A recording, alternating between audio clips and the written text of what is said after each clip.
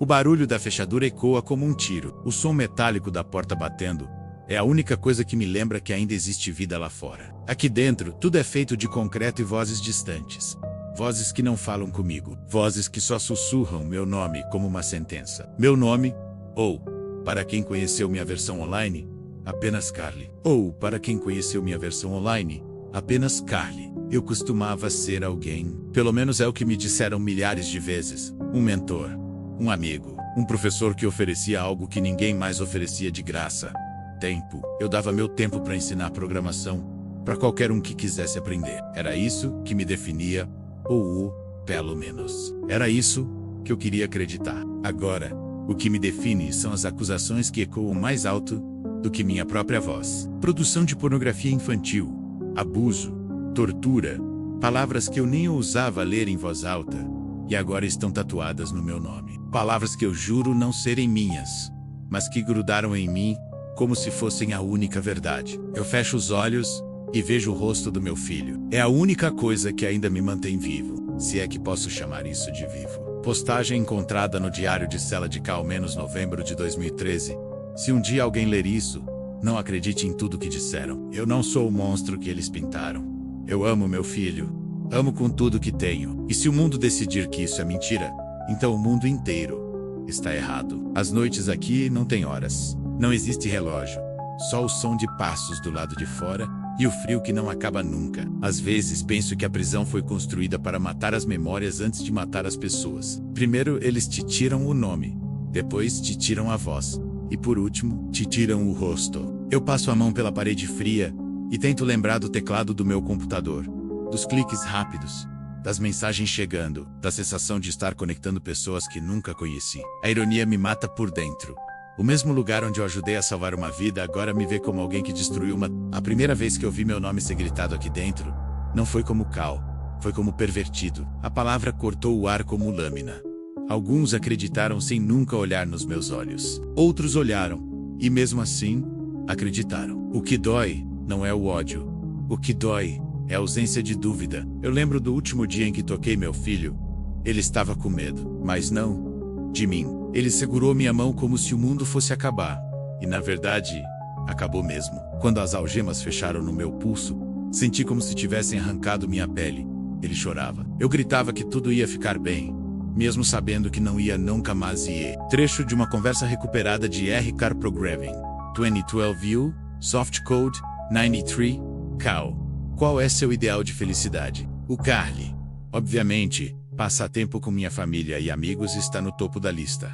O resto, tudo o resto pode esperar. Eu releio essas palavras no pedaço de papel sujo que consegui esconder. Ironia, meu ideal de felicidade, foi arrancado de mim e jogado no chão como se não valesse nada. O advogado diz que ainda há esperança, mas quando olho para as paredes cinzas, não vejo esperança. Vejo um túmulo. Vejo o fim antes do fim. Não sei se vou aguentar o julgamento.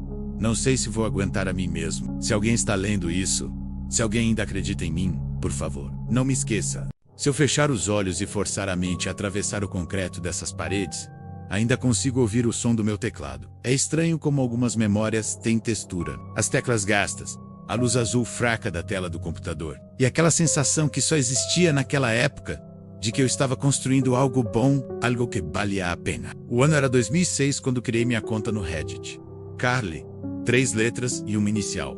Era só isso. Eu não queria ser ninguém importante. Eu só queria um lugar para falar de código.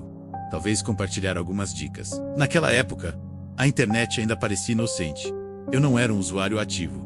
Ficava meses sem postar. Às vezes respondia a alguém, às vezes apenas lia. O mundo real consumia tudo. E a vida seguia. Até que uma das minhas raras interações mudou tudo. Trecho reconstruído de um post antigo no Reddit -2007 U. Anki now user. Eu não vejo mais sentido. Vou acabar com isso hoje. O Carly, não faça isso. Eu sei que não me conhece, mas não faça. Você não está sozinho.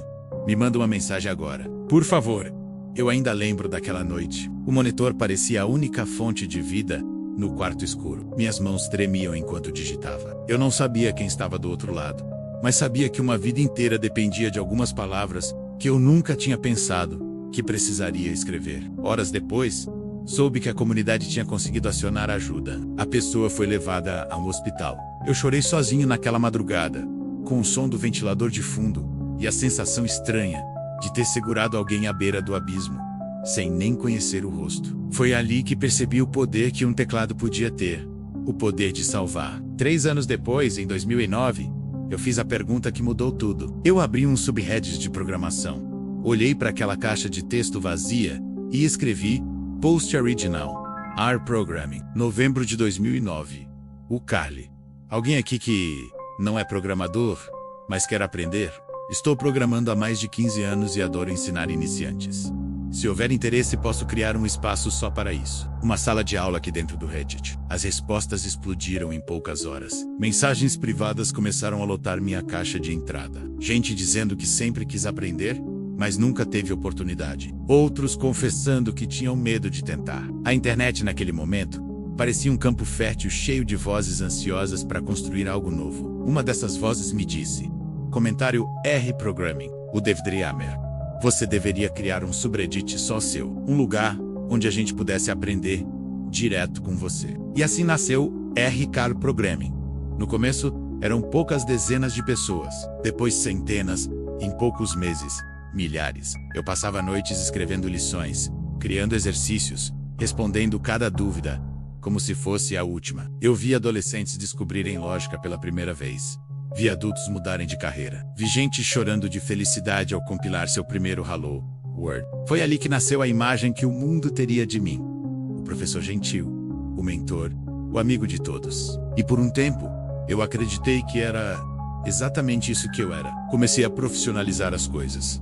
Criei um site para centralizar o material. Gravei vídeos simples para YouTube. A primeira vez que vi um dos meus tutoriais batendo 100 mil visualizações, eu senti que tinha encontrado minha missão na vida. As pessoas começaram a me chamar de Cal, o cara que muda vidas. E talvez seja por isso que tudo dói tanto agora. Porque quando você sobe alto demais, a queda não só destrói você, ela destrói todo mundo que acreditou. Trecho de um dos primeiros posts de R Programming -2010 US. Carly, essa comunidade não é sobre mim, é sobre nós. Se você aprender algo aqui, ensine para alguém lá fora. A programação pode mudar uma vida. Eu acredito nisso com todo o meu coração. Eu escrevi isso com as mãos suadas, sorrindo como uma criança que construiu algo maior que ela mesma. Eu acreditava em cada palavra, e acho que é isso que me mata hoje. E eu acreditava. Voltar para esses momentos dói, porque o contraste é brutal. O eco de vozes pedindo ajuda, confiando em mim. E agora, o silêncio de uma cela. As pessoas sempre perguntam onde as histórias realmente começam. Eu sei exatamente onde a minha começou, e sei exatamente onde ela terminou. Às vezes, penso que a minha vida não foi destruída no dia em que colocaram as algemas. Penso que ela começou a se quebrar muito antes, no exato momento em que aprendi que salvar alguém carrega um preço que ninguém te conta. Era 2007, um dia comum. Ou pelo menos deveria ser. O quarto estava escuro, iluminado apenas pela luz azul do monitor. O som do ventilador girando era o fundo perfeito para o silêncio. Eu não estava procurando nada, apenas rolava a página do Reddit como sempre fazia, quando queria desligar a mente. Foi quando eu vi um post curto, trêmulo. Parecia mais um grito, digitado às pressas do que uma mensagem. Trecho reconstruído da Era of Michest, -2007. Que não usa. Eu não vejo mais sentido. Vou acabar com isso hoje. Só precisava contar para alguém, desculpa. Meus olhos congelaram na tela. Meu coração disparou. As mãos. Não sei como conseguiam digitar tão rápido. Resposta menos, o Carly. Não faça isso. Por favor, eu sei que não me conhece, mas não faça, eu estou aqui. Me manda uma mensagem agora. Você não está sozinho. Lembro da sensação física. O ar parecia pesado, como se o próprio quarto tivesse parado de respirar comigo. Eu atualizava a página compulsivamente, como se minha vida dependesse daquela resposta. Por alguns minutos, o mundo inteiro foi só uma tela branca, e o som das teclas batendo com força demais. E então, uma notificação. Uma mensagem privada. Mensagem privada -1 canal user para o Carly. Não sei por que estou te respondendo. Ninguém nunca responde. Eu não aguento mais. Eu respirei fundo. Me apoiei na mesa. E escrevi como se cada palavra fosse uma ponte tentando impedir alguém de cair. O Carly, você respondeu? Porque, lá no fundo, ainda quero uma saída. Me ouve. Me fala seu nome. Me diz onde você está. Não precisa explicar nada. Só me deixa te ajudar. A conversa durou horas. Horas em que o mundo lá fora desapareceu. O tempo virou uma linha contínua de palavras desesperadas de um lado e tentativas de segurar uma vida do outro. Descobri que era um adolescente, sozinho, escondido no quarto, enquanto os pais dormiam. Descobri que carregava um peso que ninguém deveria carregar tão jovem. Não sei exatamente quando a comunidade entrou no meio. Alguém viu o post, começou a comentar, mandar mensagens, caçar informações. Quando percebi, não era só eu tentando, eram dezenas de pessoas unidas, desconhecidos, formando uma rede invisível em volta de um garoto que queria desaparecer. Até que uma frase mudou tudo. Unknown-User. Eles bateram na porta. É a ambulância. Eu estou com medo. Eu chorei. Chorei como uma criança. Nunca tinha sentido tanto alívio e tanta dor ao mesmo tempo. 2 dias depois, uma nova mensagem apareceu na minha caixa de entrada. Unknown-User. Oi, eu estou no hospital. Acho que te devo minha vida. Obrigado por me responder. Eu fiquei olhando para aquelas palavras por minutos inteiros. Não sabia o que escrever. Eu tinha segurado uma vida sem nunca ter tocado nela. Sem rosto, sem voz. Só uma conexão frágil de bytes atravessando cabos e mudando tudo. Naquela noite, sentei sozinho na cama e percebi algo que nunca mais saiu de mim. Quando você salva alguém, você carrega um pedaço dessa pessoa para sempre. O mundo passou a me ver como o cara que salvou uma vida no Reddit. Mas ninguém nunca viu o outro lado disso.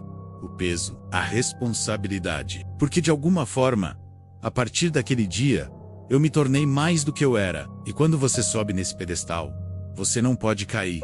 Nunca. Trecho de diário escrito anos depois, encontrado na cela. Será que se eu não tivesse salvado aquela vida, a minha teria seguido outro caminho? Talvez seja isso que o universo cobra. Equilíbrio. Salvei um garoto e perdi tudo depois. Será que é assim que funciona? Eu não culpo aquele garoto nunca culpária, mas às vezes me pergunto se naquele dia não foi só ele que ficou à beira do abismo. Talvez eu também tenha me pendurado e talvez nunca mais tenha conseguido sair. Se existe um ponto exato onde o chão começou a rachar sob meus pés, foi 29 de junho de 2010. Eu não sabia na época, mas aquele post seria tanto a minha salvação quanto o começo do fim. Tudo começou com uma mentira. Uma frase digitada por alguém que eu conhecia. Alguém que trabalhou ao meu lado e decidiu, por motivos que nunca vou entender, me destruir. Kyle Harold roubou milhares de dólares. Era isso. Uma acusação jogada ao vento. Um veneno que a internet não perdoa. 5 anos em que aquele relatório falso me perseguia como uma sombra. 5 anos em que amigos, clientes, até familiares olhavam para mim e perguntavam com os olhos o que eu tinha feito. E eu não tinha feito nada. Naquele dia, depois de mais uma noite sem dormir, abri o Reddit. E pela primeira vez, não como professor, não como mentor, abri como um homem quebrado pedindo socorro. Post Original R Program em junho de 2010. Carly, eu preciso de ajuda. Em 2005, alguém que trabalhou comigo fez um relatório falso, dizendo que eu tinha roubado milhares de dólares. Essa mentira aparece em primeiro lugar quando pesquisa o meu nome, Kyle Harold. Por 5 anos, isso destruiu minha vida. Perdi oportunidades, clientes. Até minha família quer que eu explique algo que nunca aconteceu.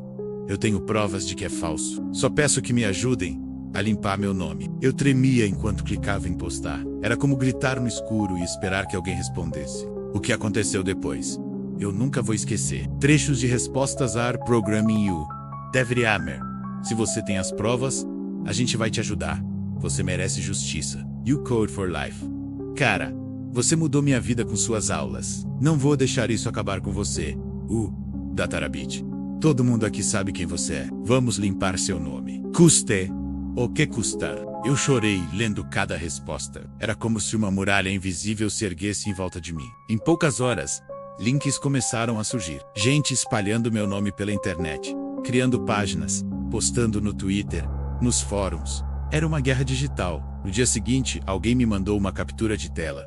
Kyle Harold estava entre os 5 nomes mais pesquisados no Google. E pela primeira vez em 5 anos, aquele relatório falso não era o que as pessoas viam. Elas viam eu, Post You, Caro Programming. Muitos de vocês me ajudaram a limpar meu nome hoje. Não tenho palavras para agradecer. Eu ensinei vocês a programar, mas vocês me ensinaram algo maior. A internet pode salvar uma vida. Por algumas semanas eu andava como se tivesse renascido. A comunidade me carregou nos ombros, e por um momento, eu acreditei que nada poderia me derrubar. Mas aqui vai o que ninguém te conta. Quando o mundo te levanta tão alto, ele não está só te salvando.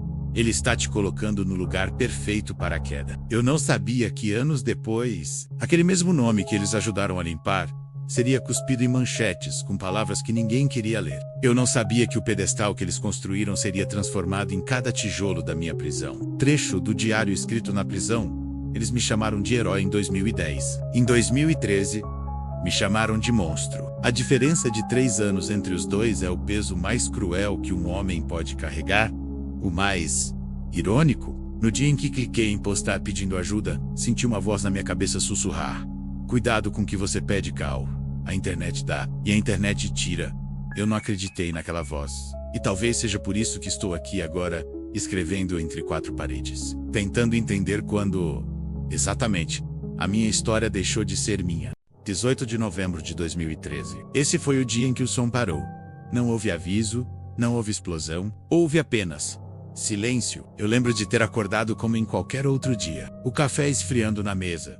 O computador ligando com aquele som mecânico que sempre me deu uma estranha sensação de conforto. Abri meu e-mail, abri o subreddit, centenas de mensagens, como sempre. Gente pedindo ajuda com código, gente agradecendo pelas aulas, a rotina de sempre.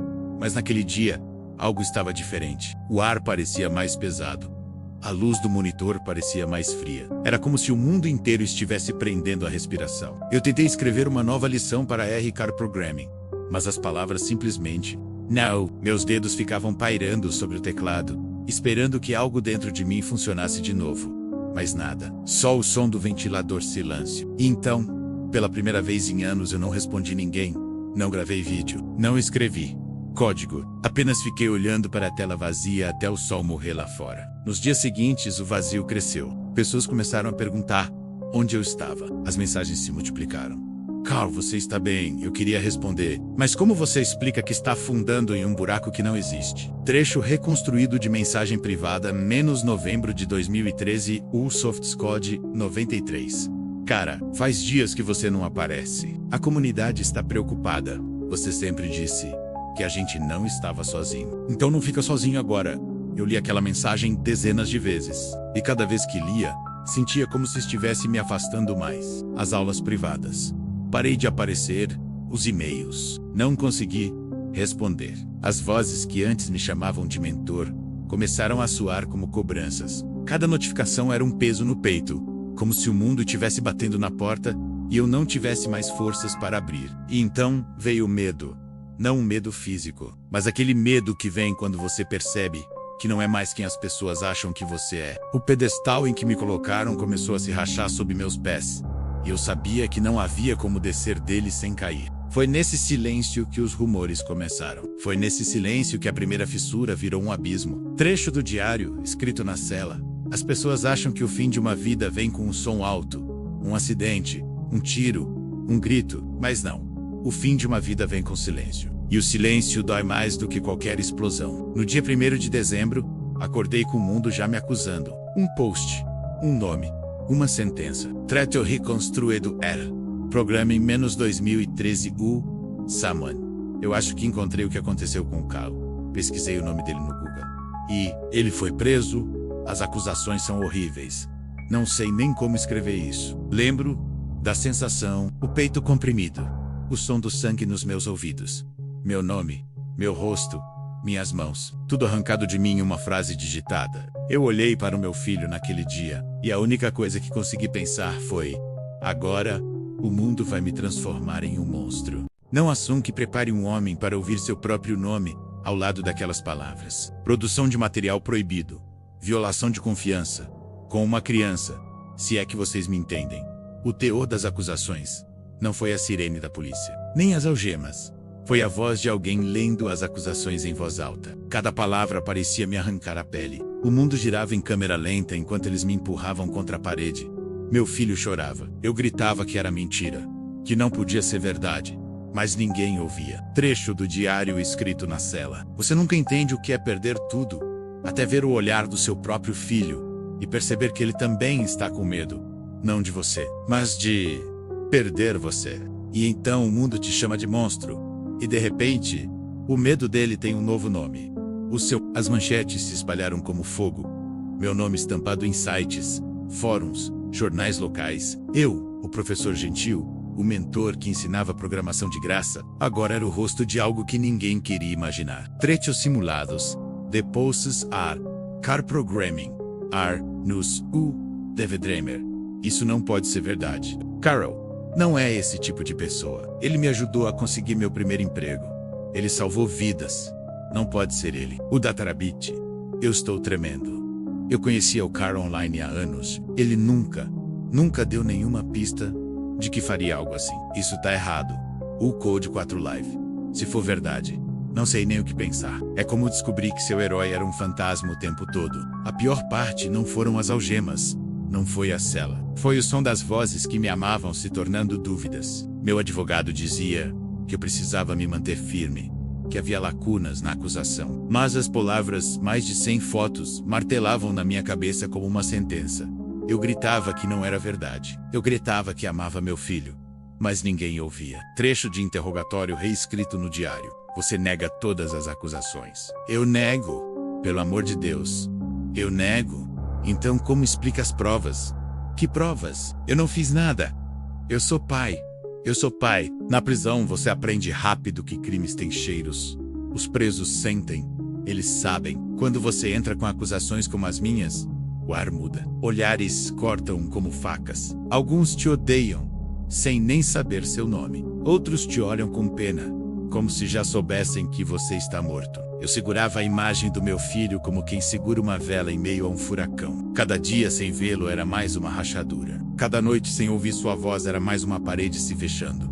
Trecho do diário escrito na cela. Eles podem tirar tudo. Meu nome, minha voz, minha liberdade, mas não podem tirar o que sinto por ele. Se isso morrer, então eu morro junto. Em março de 2014, outro nome foi adicionado à lista. Um terceiro homem, um estranho, Mark Badwell. Cada nova manchete parecia uma pá de terra sobre mim. Eu mal reconhecia meu próprio reflexo no espelho da cela.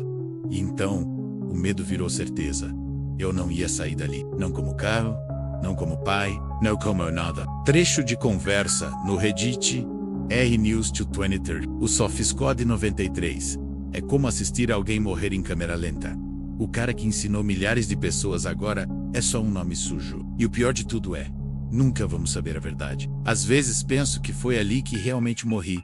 Não no necrotério, não na coda, mas no dia em que ouvi meu nome junto da palavra monstro.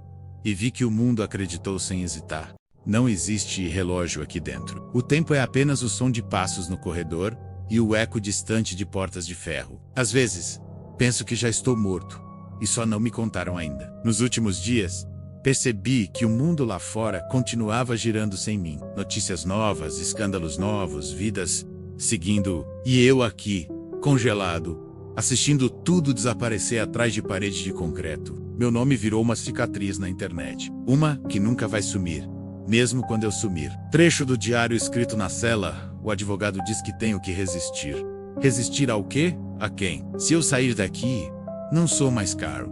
Sou só o rosto que eles vão olhar com nojo pelo resto da vida. Eu penso no meu filho todos os dias. Não como o mundo pensa, não como prova ou acusação, mas como ele realmente é. O som da risada dele. O jeito que ele segurava minha mão como se o mundo fosse acabar. O mundo acabou, mas não para ele. Para mim. Às vezes fecho os olhos e tento lembrar da última vez em que ele me chamou de pai. Essa palavra ecoa na minha cabeça mais do que qualquer sentença judicial. Pai, um título que me deram e que arrancaram de mim junto com tudo que eu era. As paredes começaram a falar comigo, não com palavras, mas com aquele silêncio pesado que parece uma voz sem som. Elas me perguntam: até quando você aguenta? Eu não tenho resposta. Trecho reescrito de conversa com o advogado Cal. Vamos apelar. Há chances. Há buracos na acusação. Buracos não vão apagar as manchetes. Mesmo que eu saia, você entende? Eu nunca vou sair. Na noite em que decidi, não houve drama, nenhum grito. Só um vazio calmo, como se o mundo inteiro tivesse parado para me ouvir desistir. Eu não pensei na manchete. Não pensei na cela. Não pensei em mim. Eu pensei no meu filho. Não como vítima, não como nome em um processo, mas como a única coisa que me fez humano. O último trecho escrito no diário: se isso acabar comigo, que não acabe com ele. Se alguém ainda acredita que sou mais do que o monstro que dizem, acredite por ele, porque eu não posso mais. Na manhã seguinte, o barulho das chaves foi o último som que eu vi. Não lembro do rosto do guarda, só lembro do frio e do silêncio. Sempre o silêncio. A cena visual imaginária mostra a cela vazia, o diário aberto no chão. O som de uma corda sendo tensionada ecoa por um segundo. Depois, nada. O silêncio toma conta de tudo.